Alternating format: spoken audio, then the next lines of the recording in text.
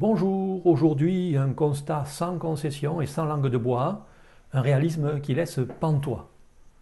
L'élu, qui aurait encore le culot d'affirmer que la France est encore un pays souverain dans l'Union européenne.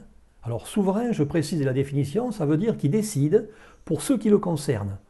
C'est-à-dire qu'être souverain pour la France, ça veut dire que les élus français, que les dirigeants français et le peuple français décident, prennent les mesures qui le concernent dans tous les domaines stratégiques ou de détail, tous les domaines.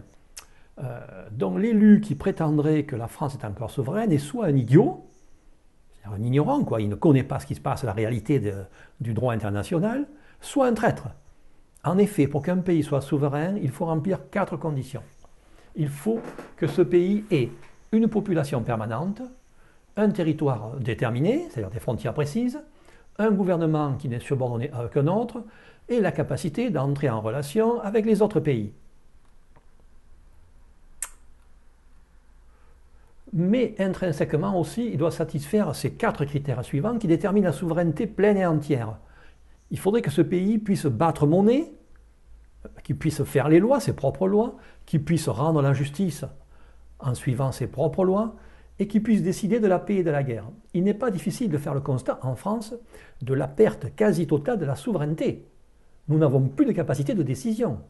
Pas la peine de sortir de Polytechnique pour s'en rendre compte. Aucun des critères, des 8 critères que j'ai dit tout à l'heure, ne sont encore valides.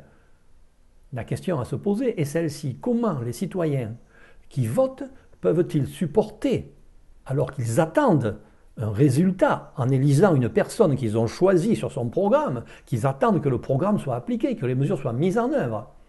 Comment peuvent-ils supporter à ce point que leur vote soit bafoué, négligé, méprisé?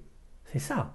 On ne leur a jamais expliqué qu'il y avait ce qu'on appelle des transferts de souveraineté qui sont définis par des articles de traité, qui font que nos décisions stratégiques sont toutes prises par des institutions non élues.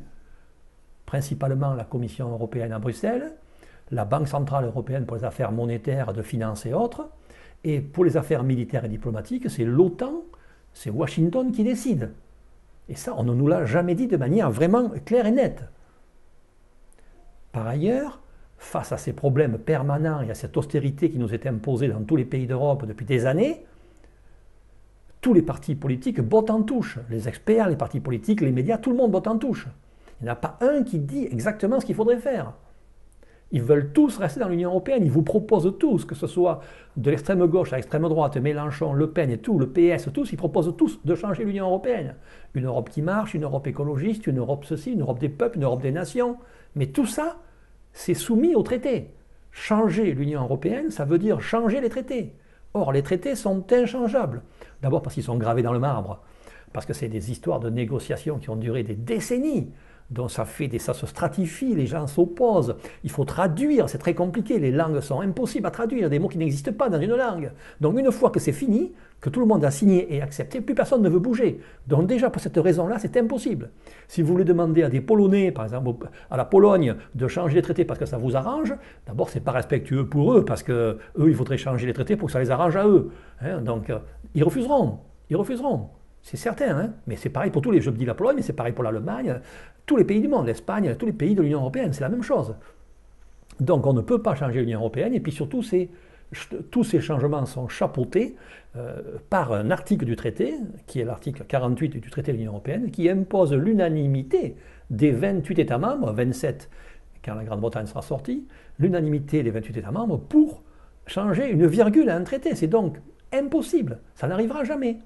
Donc la seule solution, si on veut arrêter cette austérité et si on veut retrouver notre souveraineté, c'est-à-dire notre démocratie, notre liberté, notre indépendance, et que la France redevienne la 5e puissance mondiale qu'elle a toujours été depuis des siècles, eh bien il faut sortir de l'Union européenne. Et ça tombe bien parce qu'il y a un article dans le traité qui est la clause de sortie imposée par le droit international, la clause de sortie du traité qui est l'article 50. Article 50. Appel au peuple, article 50, sortons de l'Union européenne. Peuple de France, reprenons notre destin national en main.